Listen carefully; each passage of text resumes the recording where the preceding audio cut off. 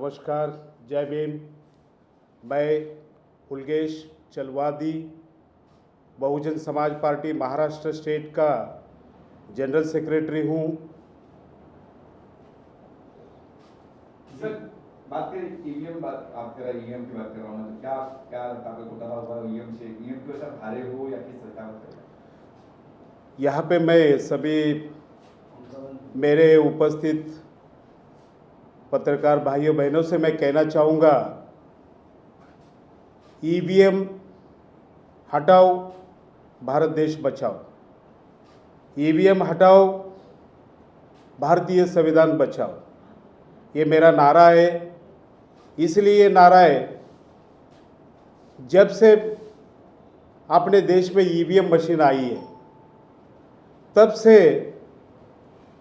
अपने भारत में एक अच्छा पॉलिटिकल लीडर चुन के नहीं आ रहे। ये मशीन जिसको चाहिए उसको चुनकर लाता है।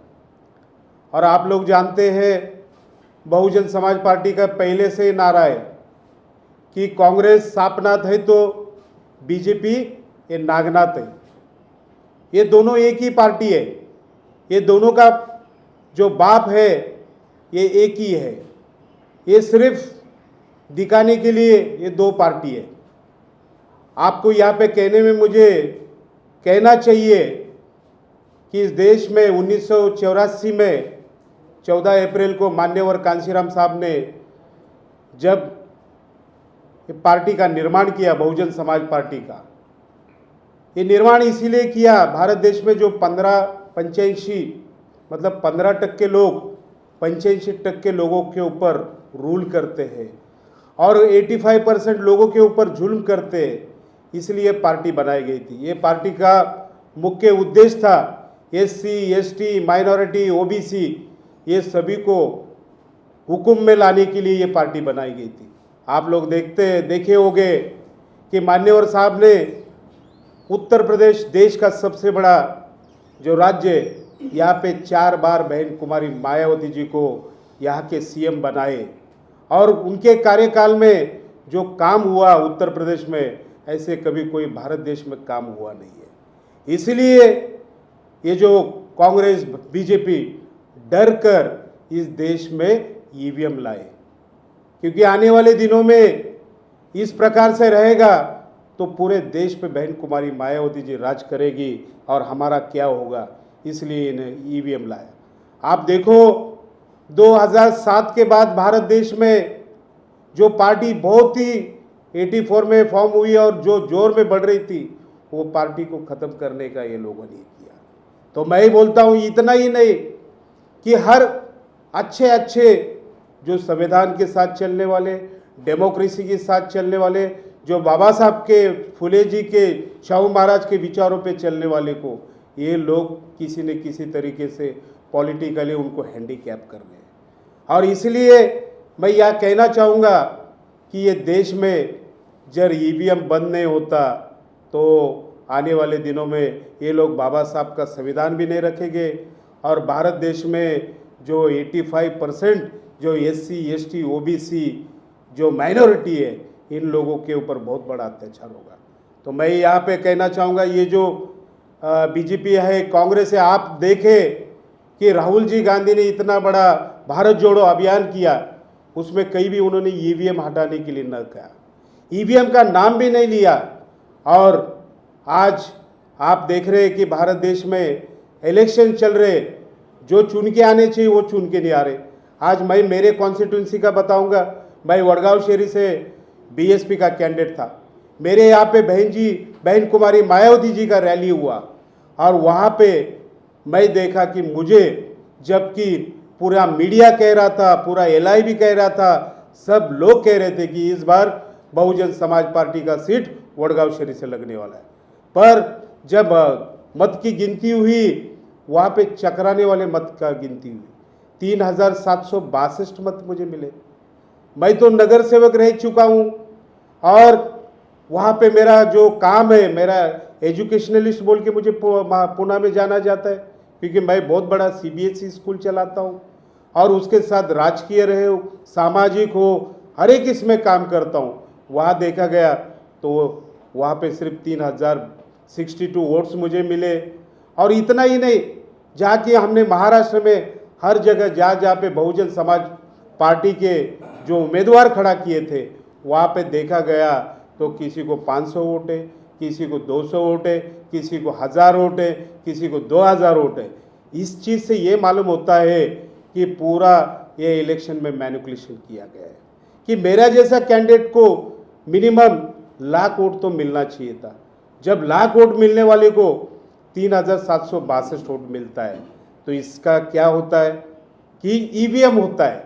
और क्यों, मैं संविधान पे काम करने वाला बहुत, आज मैं अनेक सालों से भारतीय संविधान पे मैं काम करता हूँ, संविधान का प्रचार का काम करता हूँ, संविधान को लेके मैं लोगों में एक प्रोत्साहन और एक प्रभुत्व का काम करता हूँ।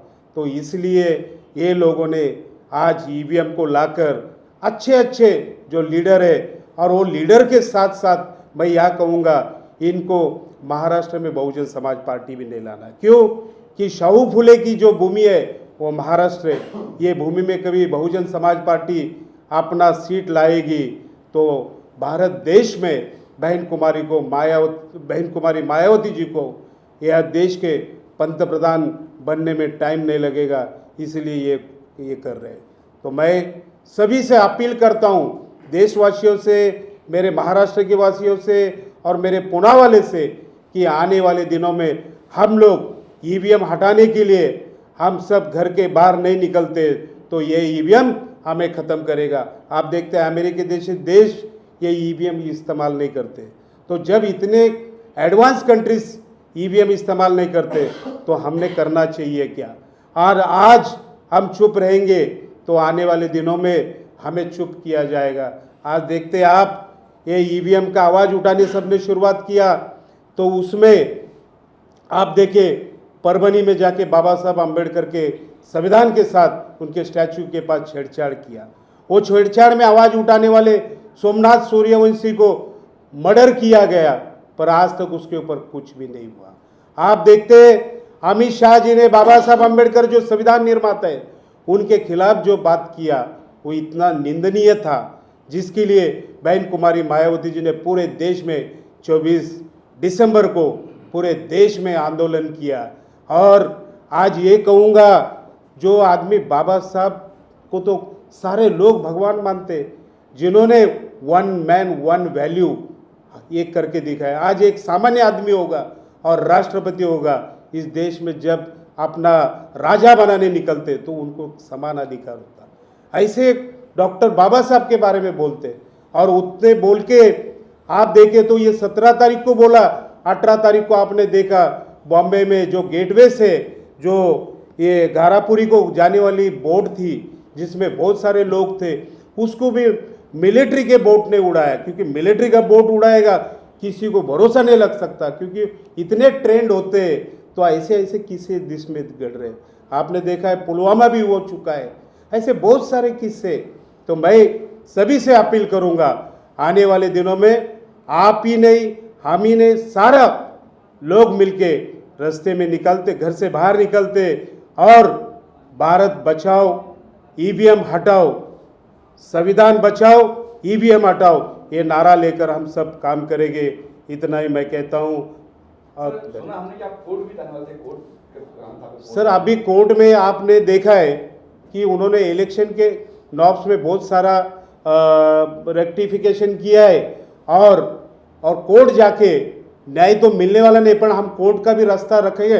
पर जब तक सारे जनता रास्ते पे नहीं उतरते तो ये ईवीएम हटाना मुश्किल है। और आपको ये भी कहूँगा, बहन कुमारी मायावती जी इस ईवीएम के खिलाफ कोर्ट में चल रहा है, उन्होंने जो ये दाखिल किया है, और हम भी पुणे की तरफ से सभी उम्मीदवार मिलके हम भी इसमें कोर्ट में जा रहे हैं। सर ऐसा होता है, ईवीएम ही होता सब कुछ, तो फिर और जब न्यूज़ सरकार नहीं आई है, कहीं जगह सरकार नहीं आई उनकी, तो वहाँ पे क्या होगा? सर देखिए सर, ये लोग बहुत शातिर लोग हैं।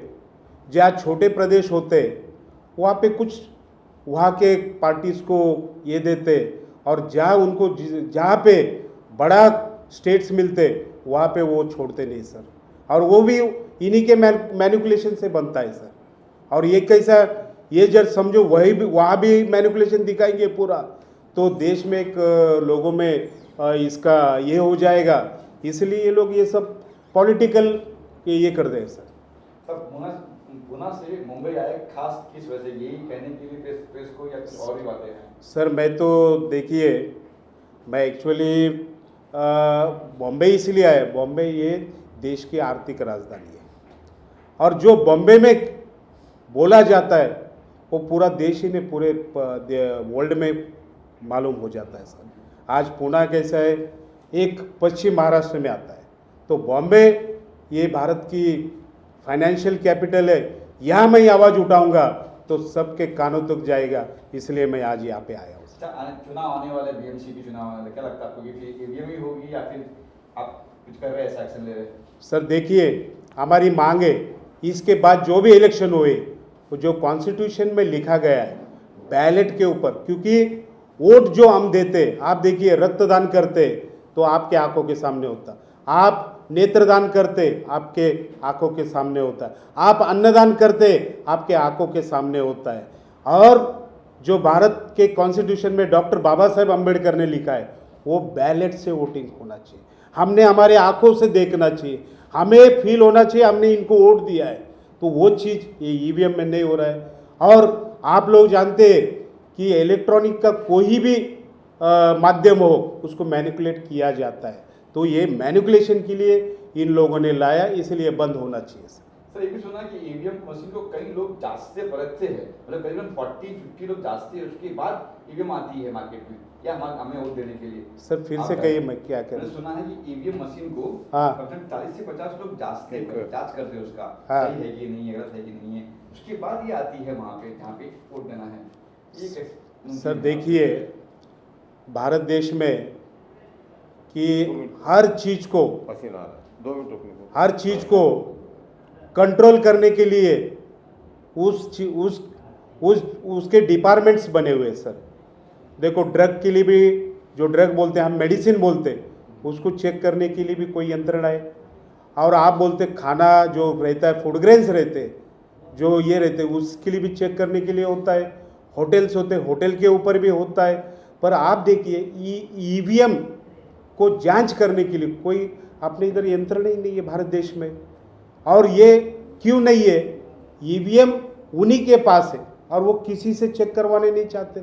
आज देखिए कि ईवीएम इस बार जो यूटिलाइज महाराष्ट्र में किया गया, ये गुजरात की कंपनी ने निर्माण किया है। तो गुजरात की कंपनी के बारे में मैं बोलना तो नहीं चाहता हूँ, सारी दुनिया को पता है क्या गुजरात कर रहा है और गुजरात में क्या क्या हो रहा है, ये तो आप सभी जानते हैं और पूरा भारतवासी जानते हैं। लास्ट में क्या मांग है, क्या करते हैं? सर हमारी मांग है, जो इंडियन कॉन्स्टिट्यूशन में जो डॉक्टर बाबा साहब अम्बेडकर ने जो बैलेट पे वोटिंग होना चाहिए, बैलेट बॉक्स में नहीं सर, बैलेट जो हम हमारे आंखों से देख के सिक्का मारेंगे, ऐसा मतदान होना चाहिए। उसी टाइम हर भारतीय को लगेगा ये मैंने वोट दिया है, ये इनको मैंने क्रिएट किया है। आज आप देखते हैं जो आमदार, जो खासदार, जो नगर सेवक जो ईवीएम से बने हुए, वो उनको ना पब्लिक जानती थी, ना कभी उन्होंने पब्लिक को अपना समझाया, ना पब्लिक का काम किया है सर। आप देख रहे हैं आज कि ईवीएम से बने हुए ये जो भी नगर सेवक, आमदार, खासदार है, उन्होंने कि देश का काम किया कि खुद की संपत्ति बढ़ाई, इसके ऊपर आप देखिए सर। भविष्य में आंदोलन करने वाले ईवीएम को लेकर सर अभी देखिए हम लोग, ये तो आज का मेरा शुरुआत है, मैं आज के बाद हर दिन एक ही काम करूंगा सर, मेरे पार्टी के लोगों को लेकर, जो हारे हुए उम्मीदवारों को लेकर। और सर मैं अकेला बहुजन समाज इसमें पीड़ित नहीं हूँ, बहुत सारे पार्टी भी पीड़ित है, बहुत सारे पार्टी भी पीड़ित है और बहुत सारे इंडिपेंडेंट कैंडिडेट भी पीड़ित है। तो हम सबको लेके ये लड़ाई लड़ेंगे और मुझे भरोसा है कि ये देश में लोग जब अन्याय होता है तो घर से बाहर निकलकर न्याय लेता है और वो जरूर होगा सर। सर अभी आपने बोला कि मैं नगर सेवक रह चुका हूँ, आप नगर सेवक रह चुके हैं, आपके जीतने का कारण क्या था और जब चुनाव हुआ था तो बैलेट पे हुआ था कि ईवीएम पे हुआ था? देखिए सर, मैं 2002 में पुणे से कलश धानोरी ये प्रभाग से मैं नगर सेवक था, उस वक़्त जो वोटिंग हुआ था वो बैलेट से हुआ था सर। तो उसके बाद से जितने बार जो ये ईवीएम मशीन से हुआ उतने बार मैं हारा हूँ सर। और जनता मेरे साथ है और रोज़ मेरे यहाँ मिलने के लिए, मेरे से काम करवाने के लिए मिनिमम मेरे ऑफिस के बाहर पूरी गर्दी लगी होती है, पर वोट कहाँ जाता है यही मुझे नहीं पता सर। ईवीएम में भी बटन दबाने पर आता है कि किस पार्टी को, किस चिन्ह को आपने वोट दिया। आप कैसे कहते हैं कि वो बैलेट पेपर सामने होता है, ये नहीं होता है? टेक्निकली आप कुछ प्रूफ कर सकते हैं कि सर देखिए, आप जो कह रहे हैं वो इलेक्ट्रॉनिक मशीन पे दिखता है सर। आज आप घर में टीवी लगाओगे, टीवी लगाने के बाद जो पोस्टर आपको अभी दिखेगा टीवी लगाने के बाद, वो कुछ देर के बाद डिसअपियर होता है सर, दूसरा आ जाता है। तो उसी प्रकार से सर ऐसा रहता है तो कश्मीर और झारखंड बीजेपी क्यों हाथ जाने? सर मैं इसके पहले भी आपको कहा कि वो लोग पूरा ही मैनिपुलेशन नहीं करते सर, क्योंकि जो राज्य में ज़्यादा सीट्स होते हैं तो वहीं पे वो लोग ये करते हैं, क्योंकि वो शातिर लोग हैं। आपको मैंने कहा लोकसभा चुनाव में जो प्रतिष्ठा की सीट थी, उत्तर प्रदेश की सीट है, हाँ। बीजेपी ने जानबूझ कर गंवा दिया क्या? सर वो ये तो मैं कहूँगा जानबूझ के ही गवाए उन्होंने सर, क्योंकि पब्लिक में अवेयरनेस नहीं आना चाहिए, पब्लिक को ये उनका जो चोरी है पकड़ा नहीं जाना चाहिए, इसलिए ये मैनिपुलेशन करते हैं सर। लेकिन ये एलिगेशन एक बार भी किसी ने साबित नहीं किया कि जो ये ईवीएम मशीन है उसके चलते ये सब हो रहा है। सर तो बहुत से आए, लेकिन सर एक बार नहीं प्रूफ हुआ। टेक्निकल एक्सपर्ट्स जो है उन्होंने कहा कि ये संभव ही नहीं है। आप बोलते हैं जिसको जांच करने की कोई मशीन नहीं है, तो जब ईवीएम मशीन जांच करने की मशीन नहीं है, कोई एक्सपर्ट नहीं है, तो उसमें फ्रॉड करने की मशीन और एक्सपर्ट कहाँ से आ गए? सर देखिए, जिन्होंने आज तक इसको साबित करने का कोशिश किया वो लोग आज तक किसी को मिल नहीं रहे। जिसकी लाठी उसकी भैंस, इस प्रकार से आज कानून कांग्रेस की सरकार थी तो उनकी लाठी और उनकी भैंस कहाँ चली गई? सर मैंने तो आपको क्या बोला, उनकी भैंस को किसने भगा दिया? सर देखिए, मैं आपको कहा इसके पहले दोनों भी एक है, दोनों भी एक है। मैंने बोला आप बोलते हैं गुजरात की सरकार है, गुजरात के जो है आप अडानी पर कर रहे हैं क्लियरली बात, तो अडानी की जो कंपनी है कई कांग्रेस शासित प्रदेशों में भी तो अपना काम कर रही है, तो वहाँ के लिए कोई कुछ नहीं बोलता। सर देखिए, मैं बोला ना सर कि आज जो सरकार चल रहा है ये अडानी और अंबानी जी का सरकार है सर। और मैं आपको ये भी बोला कि पहले भी जब चल रहा था हम लोग कहते कि कांग्रेस को सांपनाथ कहते और बीजेपी को नागनाथ कहते, कि ये दोनों का मैनिफेस्टो एक है। सर यूपी में उसी नागनाथ के भरोसे आपकी मायावती बहन ने 2 बार सरकार बनाई थी। सर ये तो आरोप है सर, आरोप है सर। देखिए सरकार उनके समर्थन से बनी, आरोप है। नहीं, सरकार जब बनी है, देखो सर कि सुनिए, ढाई वर्ष का था, जब मायावती जी का 2.5 वर्ष पूरा हो गया उन्होंने विड्रॉ कर दिया कि नहीं हम नहीं आपको समर्थन देंगे। देखिए सर ये बात है बहन जी की बात, दोनों पक्ष को साथ में लेकर एलिगेशन लगाइए ना सर। देखिए मैं तो सीधा ही कहता हूँ, कांग्रेस सांपनाथ और बीजेपी नागनाथ, और आपको ये भी कहा है कि ये दोनों एक ही बाप के बच्चे।